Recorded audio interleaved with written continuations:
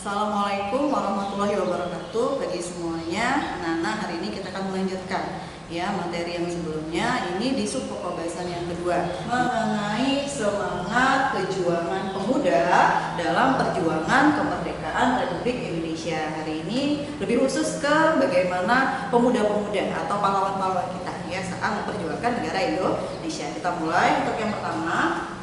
Nah ya, untuk yang pertama di sini mengenai Wage Rudolf Supratman atau yang lebih dikenal dengan W.R. Supratman ya, yang menciptakan lagu Indonesia ya. Ini bisa dilihat, beliau ini lahir pada tanggal 19 Maret 1903 di Purworejo, Jawa Tengah.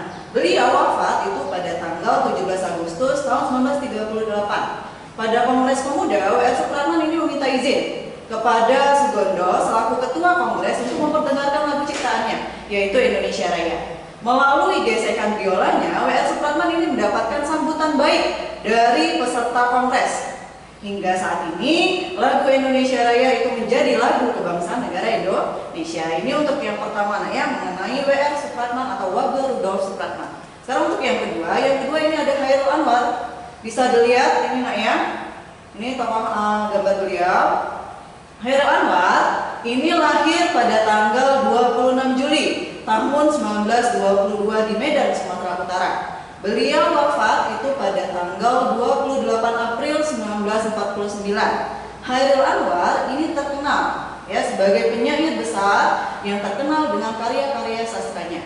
Semangat kebangsaan Chairul Anwar ini dicurahkan melalui sejumlah puisi yang berisi spirit perjuangan untuk negara Indonesia. Selain puisi Aku itu yang terkenal, Chairul Anwar juga mendeklamasikan puisi berjudul seperti ada Merdeka, Diponegoro, Cerita Buat Din Tamela, dan juga Karawang Bekasi. Sikap pantang menyerah yang ditunjukkan oleh Chairul Anwar ini dapat menjadi motivasi bagi pemuda khususnya yang menyukai sastra.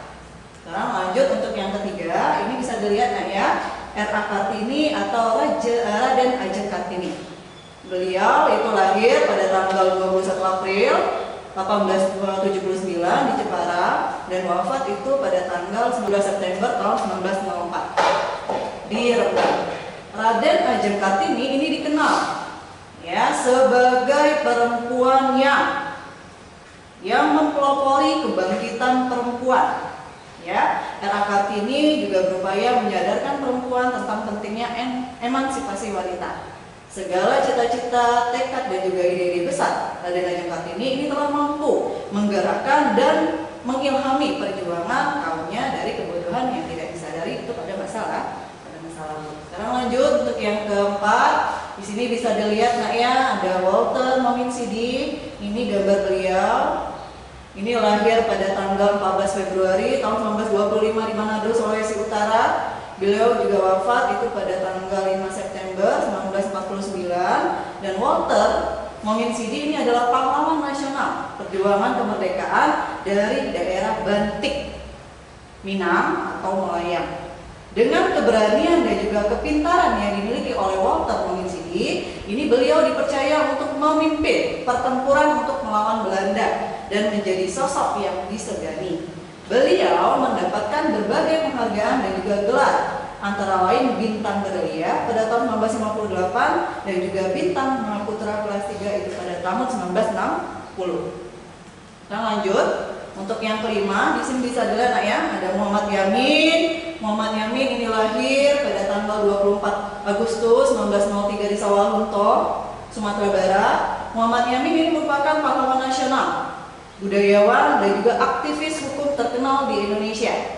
Pada sesi terakhir Kongres Pemuda yang kedua, ini Muhammad Yamin mengusulkan rumusan revolusi yang ia tulis pada secari kertas yang berisi ada 3 frase, yaitu ada satu nusa, satu bangsa, dan juga satu bahasa yang kemudian dikenal dengan trilogi Sumpah Pemuda.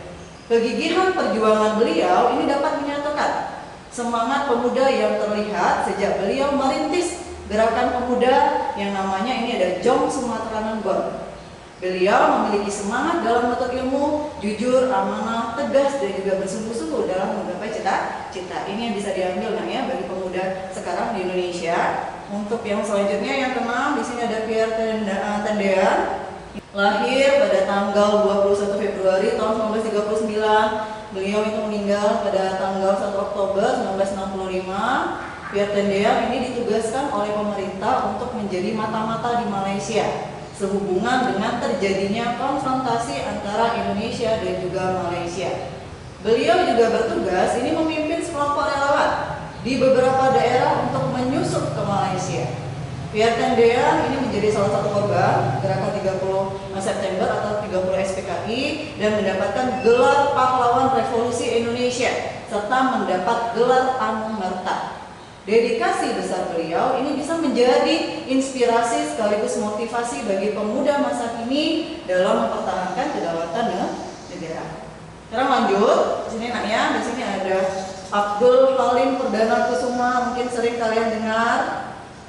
Lahir pada tanggal 18 November tahun 1922 di Sampang, Madura. Pada masa penjajahan Jepang tahun 1942, beliau tengah menjalani training navigasi oleh Angkatan Udara Kanada di Inggris. Sekembalinya ke tanah air pada tahun 1946, beliau ini bergabung dengan Tentara Keamanan Rakyat atau lebih dikenal dengan TKR dan terlibat dalam misi penting dalam mempertahankan kemerdekaan Republik Indonesia. Beliau ini dianugerahi gelar pahlawan nasional dengan surat keputusan Presiden nomor 63 garis miring TK garis miring 1975 pada tanggal 9 Agustus tahun 1975. Untuk mengenang jasa beliau, pemerintah ini mengabadikan namanya pada sebuah lapangan udara militer itu di Jakarta. Ini ya, Abdul Halim Perdana Kusuma. Sekarang lanjut. Ini ada I Gusti Ngurah Rai.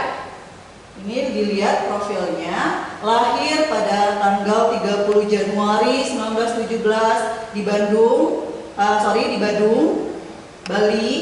Beliau merupakan lulusan pendidikan Military Corps Opleiding for Reserve Officerian atau CORO atau KORO atau pendidikan perwira di Magelang, Jawa Timur. Setelah kemerdekaan, I Gusti Ngurah Rai ini berpangkat kolonel, mendapat tugas untuk membangun tentara keamanan rakyat yang ada di Bali. Perjuangan I Gusti Ngurah Rai melawan penjajah dalam perang Puputan atau Magarana itu menunjukkan dedikasi kepada tanah air. Berkat usahanya, beliau mendapat gelar Bintang Mahaputra dan juga kenaikan pangkat menjadi Brigjen TNI atau Anumerta. Beliau dianugerahi gelar pahlawan nasional dengan surat keputusan Presiden sama sebelumnya nomor 063 garis miring TK garis miring 1975 pada tanggal 9 Agustus tahun 1975. Ini lanjut yang ke-9. Ini ada Sugondo Joyo Puspito. Bisa dilihat sejarahnya, lahir di Tuban tanggal 22 Februari 1905 atas kesadaran pentingnya meraih sebuah kemerdekaan. Sugondo itu membentuk Perhimpunan Pelajar-Pelajar Indonesia atau yang lebih dikenal dengan PPI. Sugondo memegang peranan penting menjadi Ketua Panitia Kongres Pemuda kedua yang menghasilkan Sumpah Pemuda. Nah, ini beliau, ya ketuanya ya. Sugondo berhasil menjaga Kongres tidak memperlihatkan secara terang unsur politis kemerdekaan. Berkat kepiawannya mengakali situasi, Kongres tidak dapat dibubarkan oleh Belanda. Sugondo wafat itu pada tanggal 2 April 1978 di Yogyakarta. Pada tahun 1992, beliau ini dianugerahi Satya Lencana Perintis Kemerdekaan sebagai tanda jasanya dalam memimpin Kongres Pemuda hingga menghasilkan naskah Sumpah Pemuda. Kita lanjut. Ini ada Slamet Riyadi, nak ya. Ini lahir pada tanggal 26 Juli 1927 di Surakarta. Slamet Riyadi ini selalu terlibat dalam operasi-operasi militer penting Angkatan Bersenjata Republik Indonesia seperti dalam usaha menghentikan APRA, ya, dan juga DITI di Jawa Barat. Ini tertembak dalam menjalani operasi militer pada tanggal 4 November 1950 di Ambon, dan pemerintah memberikan gelar kehormatan sebagai pahlawan nasional Indonesia. Perjuangan yang dilakukan oleh Slamet Riyadi ini dalam kegigihan dan juga tekad kuat kepada bangsa dan negara Indonesia itu bisa menjadi motivasi bagi pemuda di masa kini. Ya, sekarang lanjut untuk yang ke-12, yang terakhir ada Daan Mogot. Ini bisa dilihat fotonya, lahir pada tanggal 28 Desember tahun 1928 di Manado, Sulawesi Utara. Beliau ini meninggal pada tanggal 25 Januari 1946 di Banten.